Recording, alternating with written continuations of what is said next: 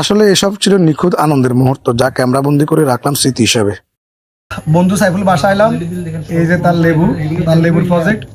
আর আমাদের মধ্যে বিশিষ্ট চোর, আমাদের মধ্যে বিশিষ্ট চোর হোসাইন এটা লেবু চুরি করে ফেলছে।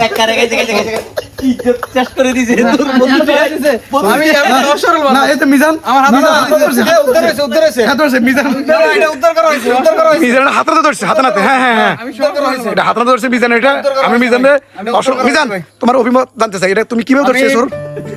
দুষ্টুমির কোনো বয়স নেই। বন্ধুত্ব এমন একটি সম্পর্ক যেখানে বয়স যতই বাড়ুক না কেন, একসাথে হলে সবাই আবার ছোটবেলার সেই দুষ্ট ছেলেটিতে পরিণত হয়। অনেকদিন পর প্রিয় বন্ধু সাইফুলের বাড়িতে সবাই একসাথে হওয়ার সুযোগ হলো। গল্প, আড্ডা, হাসি সবকিছু মিলিয়ে মুহূর্তগুলো ছিল দারুণ উপভোগ্য। এর মাঝে চোখে পড়লো গাছ ভর্তি টাটকা লেবু।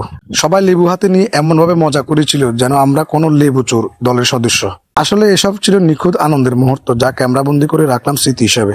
জীবনের ব্যস্ততার মাঝেও এমন কিছু সময় আমাদের মনে করিয়ে দেয় সত্যিকারের বন্ধুত্ব কখনো পুরানো হয় না, আর দুষ্টুমিরও কোনো বয়স নেই।